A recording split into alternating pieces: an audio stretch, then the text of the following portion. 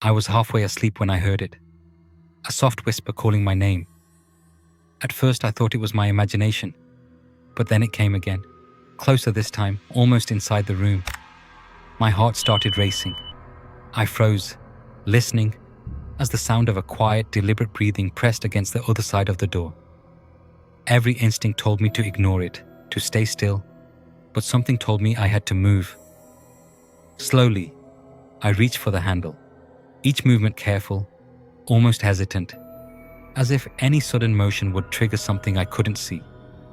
The whisper came again, softer now, almost pleading, but I knew there was no one there who should have been speaking. I could hear the faint scrape of nails against the wood, so deliberate it sent chills crawling up my spine.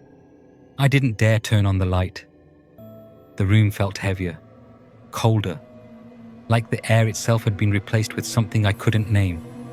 My own breathing sounded loud in the silence, and yet beneath it, there was a rhythm I didn't recognize, a low, dragging sound coming closer. I froze in place, waiting, straining to hear anything beyond my own heartbeat. A shadow flickered under the edge of the door, shifting as if someone, or something, was moving just beyond my vision. And then it stopped. Silence. I thought maybe I had imagined it.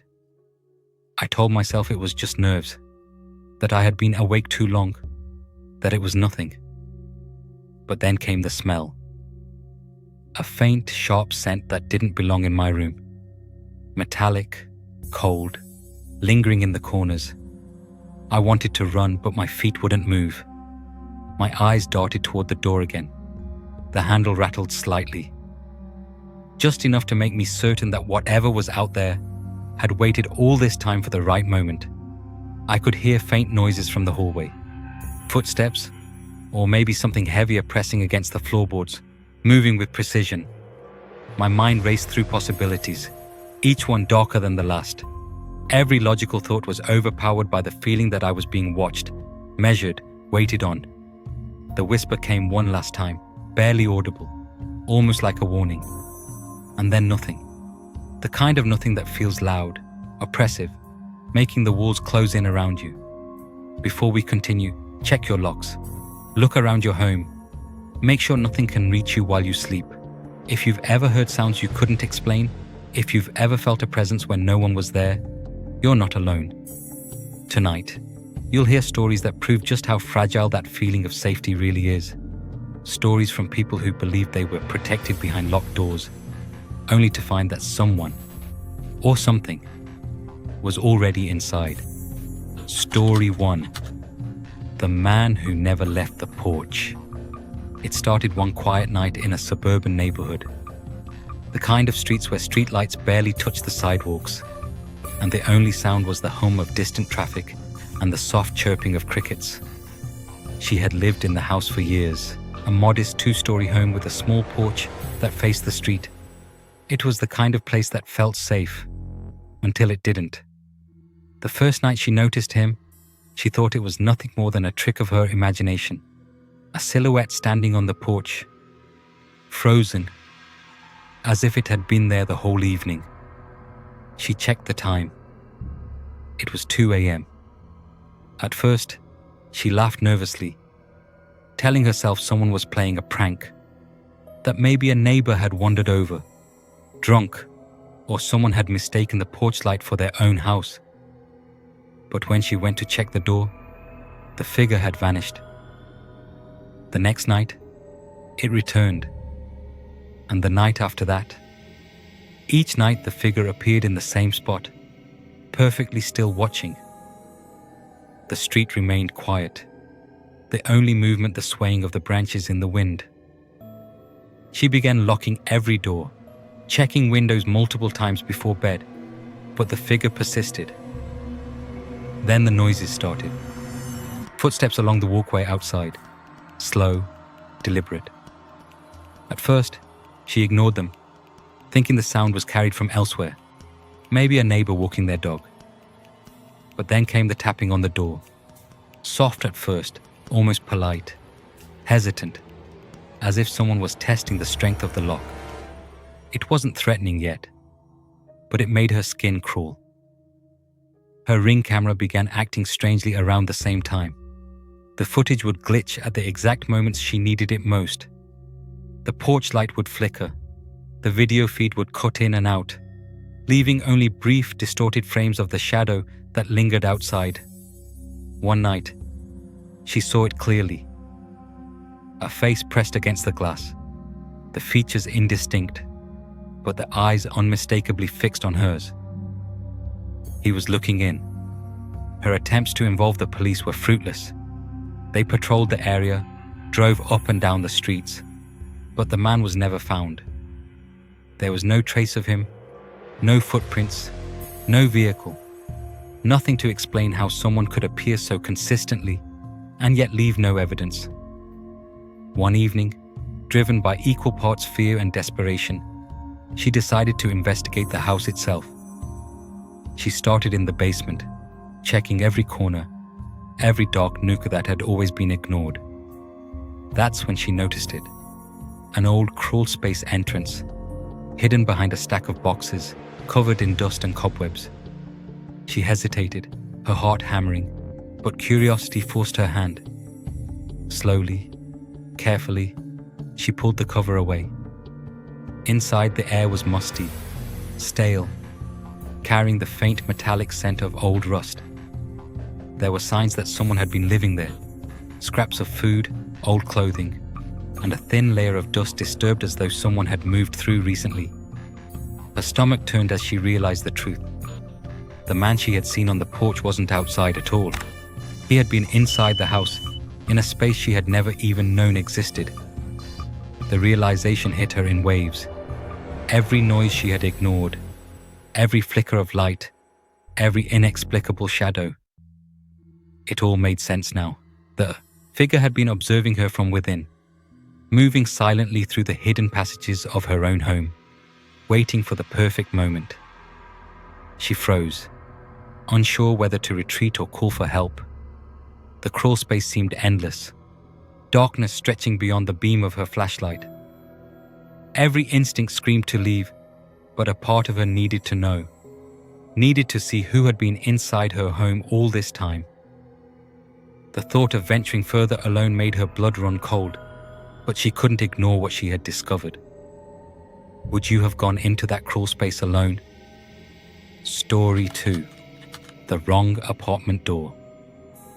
She had always felt safe in her dorm, the kind of building where fluorescent lights buzzed softly in the hallways, and the scent of old carpet and cleaning chemicals mixed in a way that was oddly comforting. Each floor was quiet after midnight, the occasional laugh or distant footstep echoing briefly before fading into silence. That sense of safety was something she cherished until the night the knocks began. It started as a soft, polite tap on her door. She had just settled into bed, the glow of her laptop still illuminating her room when she heard it. Knock, knock, knock. The sound was deliberate, measured. She sat up, heart racing, and called out, "Hello?" There was no answer, only a pause, then a quiet voice, almost apologetic, whispering through the crack of the door, "You're in my room." Her mind immediately tried to rationalize it. Maybe it was a mistake. Maybe a new student had just moved in and was confused. She opened the door slightly, enough to peek into the hallway, but it was empty. She shrugged it off, locking the door behind her, telling herself it had been nothing more than someone wandering the wrong floor. The next night, the knocks returned. Louder this time, more insistent. She could hear the shifting weight outside, the faint scrape of shoes against the hallway carpet. When she glanced under the door, she saw it. A shadow crouched low, moving slowly, almost stalking the doorway. Her stomach dropped. The voice came again, soft but unnerving. "I'm supposed to be here." She froze. There was no one she recognized on the floor. No one should have been there at all. As the nights passed, the pattern became relentless. The knocks would begin around the same time each night, followed by scratching at the doorframe, whispers too quiet to understand. Sometimes the shadow appeared under the gap of the door, crouched just out of view, never fully revealing itself. Every sound amplified her fear. The hum of the fluorescent lights, the distant footsteps of other students walking to the laundry room. Even her own breathing felt deafening. She tried telling herself it was a prank, maybe a fellow student trying to scare her. But deep down, she knew it wasn't. She began leaving small objects in her room, placing a notebook near the door to see if anyone moved it, and noticed subtle signs that someone had indeed been there. A pencil slightly moved. The notebook shifted. It was enough to confirm her suspicion. She wasn't imagining it.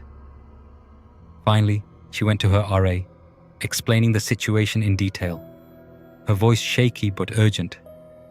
The RA's expression changed when she mentioned the exact room she was in. It turned out that a few weeks prior, there had been a break-in reported in that very room. Nothing had been stolen, but someone had entered, and the intruder had never been caught. Her fear spiked. The knocks, the whispers, the shadow under the door. It all made sense now, and yet it made the whole situation more terrifying.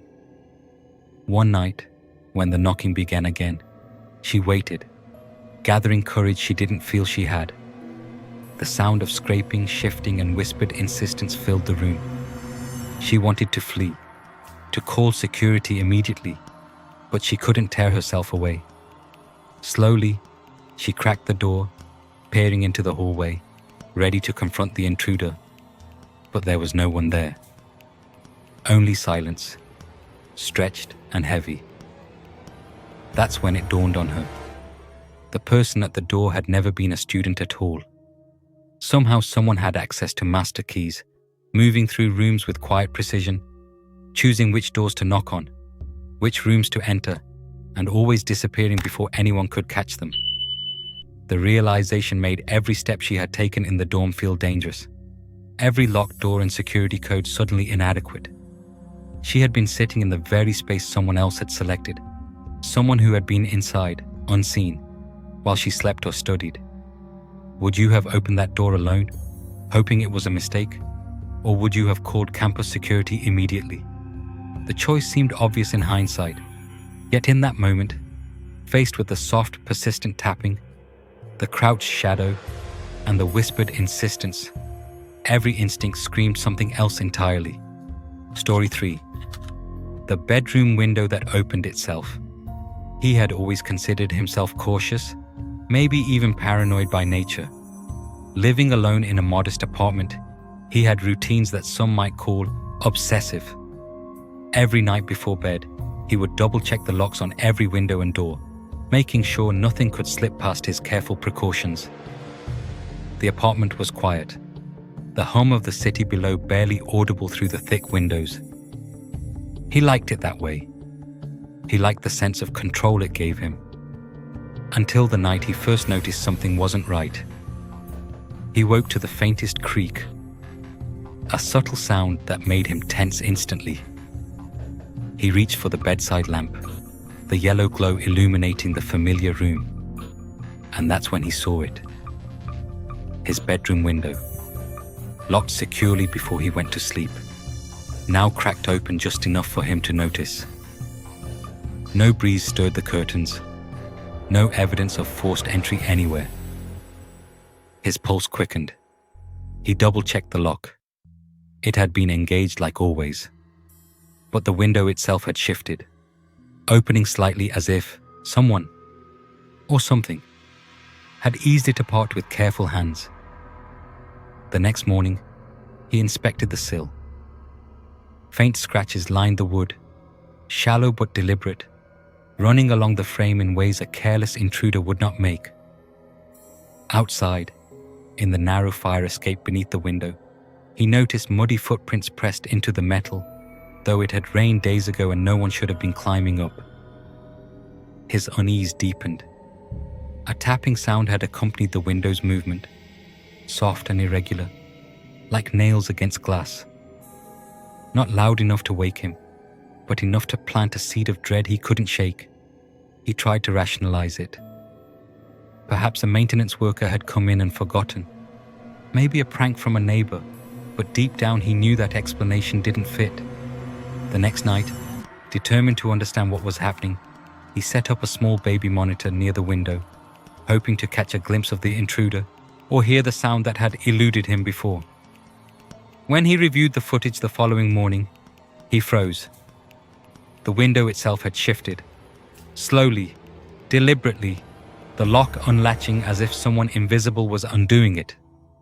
There was no sign of force, no shadows passing by, nothing that made logical sense.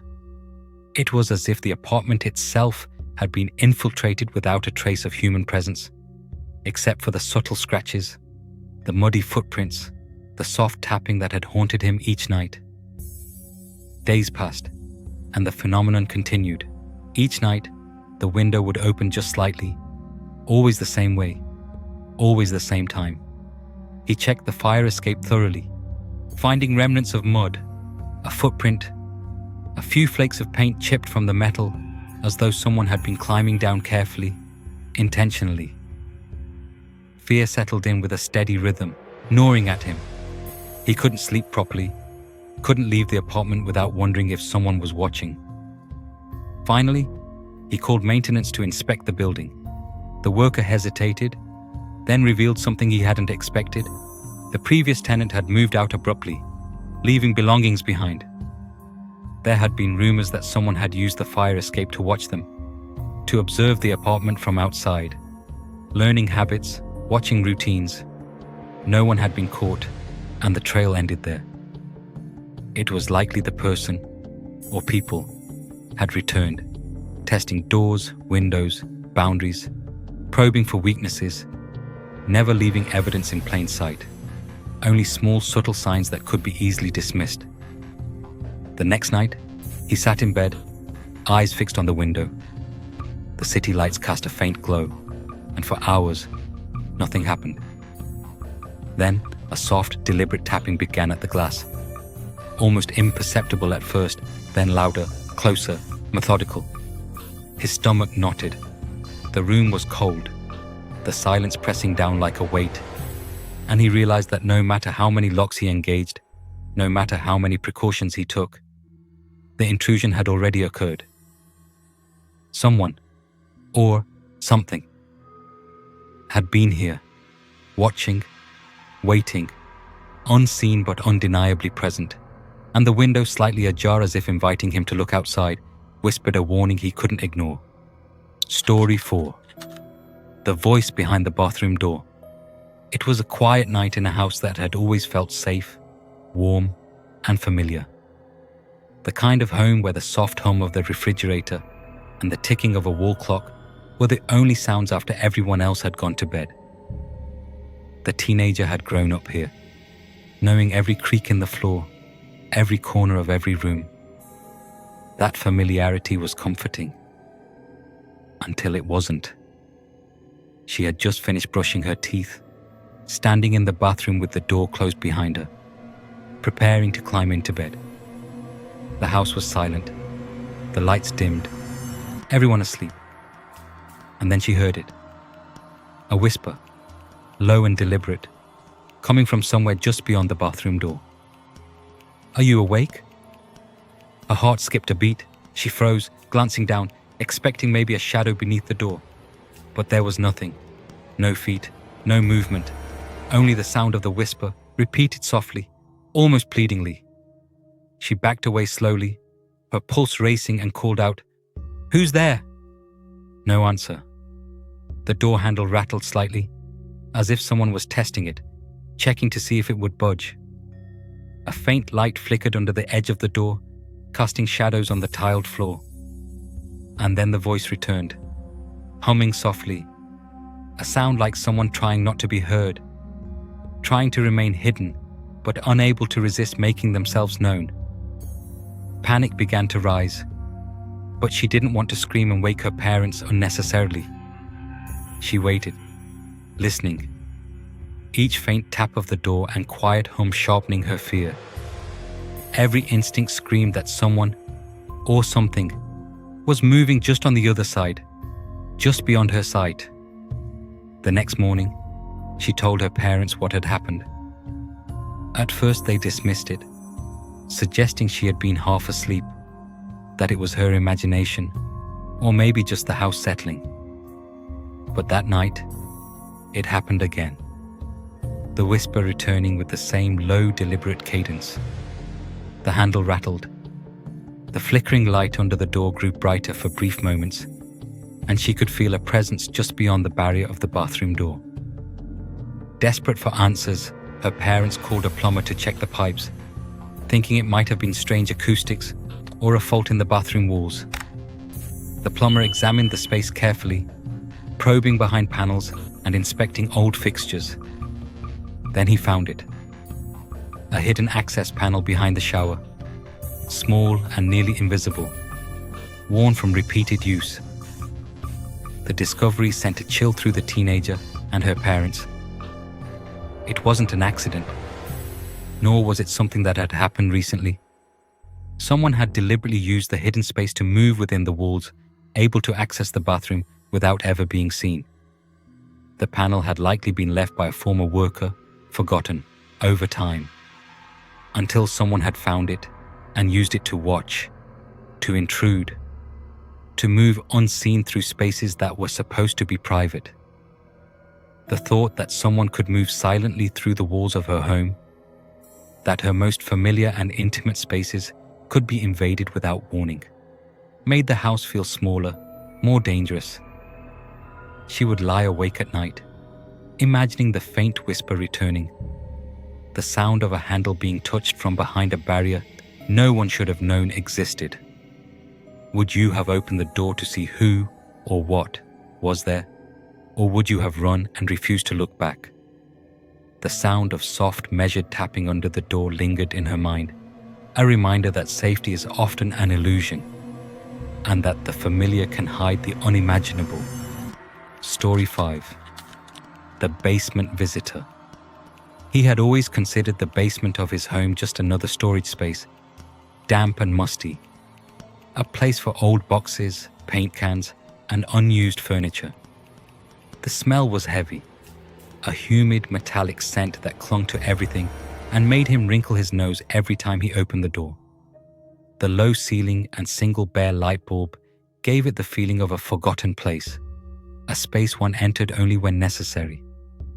But it became more than that when the noises began. It started subtly, barely noticeable over the hum of the refrigerator upstairs. Dull thuds, slow and methodical, like someone walking cautiously across the concrete floor. At first, he convinced himself it was the house settling, the pipes shifting, anything to explain the sound rationally. But the thuds continued, night after night, always coming from the basement, always when he was alone. Then came the breathing, slow, measured, deliberate, as if someone were inhaling just inches from the door. He would stand at the top of the stairs, heart pounding, straining to hear through the lock, and the sound would stop when he listened too closely, only to resume moments later. It wasn't a distant sound. It was immediate, intimate, and terrifying. He tried to ignore it, tried to convince himself he was imagining things, but every precaution failed. He bolted the basement door, reinforced it with additional locks, yet the sounds grew louder, more confident, as though testing the barriers he had set up. Scratch marks began to appear along the edges of the doorframe, shallow but deliberate, as if someone had been moving their fingers along the wood.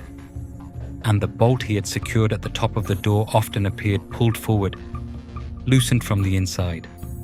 Even though he had checked it carefully just minutes before, he began sleeping upstairs with a baseball bat in hand, listening intently for the unmistakable sound of those steps.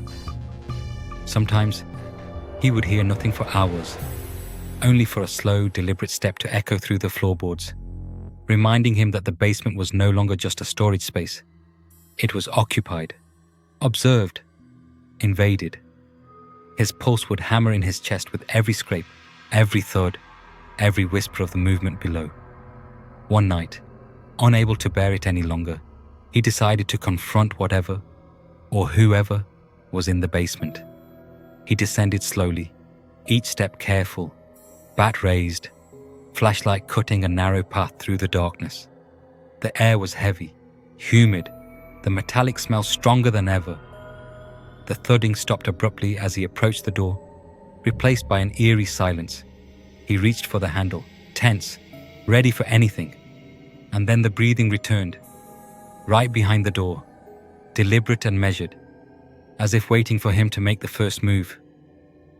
He flinched, his grip tightening on the bat, and forced himself to stand still listening.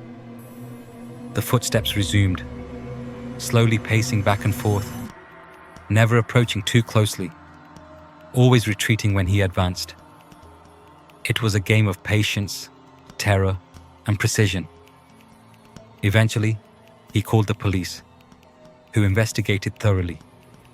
Their search revealed something he hadn't anticipated: an entrance to old service tunnels beneath the home, small crawlways meant for utility, access long abandoned. Inside, they found evidence of a vagrant living there: scraps of clothing, a thin blanket, and personal items left behind. But what terrified him most was a fresh shoe print on the concrete floor, clearly made the night before. Whoever had been there was still around, still moving silently beneath the very foundation of his home, undetected. The basement, once just a forgotten corner of his house, had become a place of dread, a reminder that even in familiar spaces, someone or something could be closer than anyone imagined, watching, moving, and waiting. Story 6. The Man Staring Through the Frost. It was the middle of winter in a small rural town, the kind of place where snow lay thick on the ground for weeks, muffling sound and isolating homes from one another. The wind carried a biting chill, and every step on the frozen ground produced a sharp crunch that echoed in the otherwise silent night. She lived alone in a modest home, the warm glow from inside cutting a soft circle of light into the dark, snowy landscape. It was peaceful, serene, almost perfect, until she noticed him. The first time she saw the face, it was through the frost-covered kitchen window. A fogged silhouette pressed against the glass, unmoving, staring directly at her. The lights inside the kitchen flickered faintly, as if reacting to the presence, and for a moment, she thought it might be a trick of the cold glass, or her own eyes playing games with the shadows. But then she noticed the clarity of the figure's eyes, locked on her, watching. Her pulse spiked, and she stepped back, the hum of the refrigerator suddenly deafening in the silence of the night. She tried to rationalize it. Perhaps it was someone walking past, someone lost in the snow. But the next night, at exactly 3 a.m., the figure appeared again. Same window, same posture, same unblinking gaze. And the night after that, again at 3 a.m., as if it had been scheduled, as if it had a plan. She began to dread the hour, watching the clock with a mounting sense of fear. Every tick brought it closer. She began noticing footprints in the snow the following morning. Deep, heavy impressions that circled the house, showing paths that made no sense, as though the person had been studying her movements, choosing a path carefully, circling back repeatedly. One night, she woke to find a wet handprint on the inside of the kitchen window, smeared against the frosted glass. Her stomach tightened. The silhouette wasn't just an observer. Whoever, or whatever, had been outside had found a way to make its presence known inside as well. She contacted the local authorities, who installed security cameras around the property. For days, there was nothing. No movement, no shadows. And then, minutes before the police arrived one night, the footage showed a figure crawling from the woods toward the house, low to the ground, moving silently through the snow. the figure paused at the edge of the porch, crouched, watching the window, waiting for the perfect moment to strike. It was patient, deliberate, precise. Every precaution she had taken, the locks, the reinforced doors, the alarms, felt fragile in the face of such calculated attention. Whoever had been observing her had been waiting for weeks, studying her routines, anticipating every move. The knowledge that someone had been so close, so methodical, yet never detected until the very edge of action, left her with a fear that no lock could ever erase. From that night on, she checked the windows constantly, leaving lights on, never trusting the quiet of the snowy nights again. The crunch of footsteps in the snow, the fogged glass, the shadowed silhouette, each became a memory that refused to fade, a reminder that vigilance could only go so far, and that sometimes the most terrifying threats are the ones quietly watching from the cold, just beyond the glass. As the night settles and the house grows quiet once more, take a moment to think about everything you've just heard. Every creak, every whisper, every shadow that moved unseen through homes that were meant to be safe. Remember that safety is never absolute. Check your locks before you sleep tonight. Double check every window, every door, every latch. Make sure nothing can slip past the precautions you think are enough. Which story chilled you the most? Was it the figure on the porch? The knocks on the wrong dorm room door? The window that opened by itself? The voice behind the bathroom door? The steps in the basement? Or the face staring through the frost at 3 a.m.? Think about it. And if you've experienced anything like it yourself, know that you're not alone. We want to hear from you. Submit your own stories, share your experiences in the comments, and warn others about what might be lurking just beyond sight. If you want to keep your nights safe, if you want to stay alert, if you want more stories that will make you check your locks and question what's really outside your doors, like this video so nothing knocks tonight, and subscribe if you dare, because there are more true accounts, more experiences, and more moments that will make you question the safety of every creak, every shadow, every whisper after dark. Remember, they're out there, they're watching, and all it takes is a single lapse to realize that the home you think is safe might not be safe at all.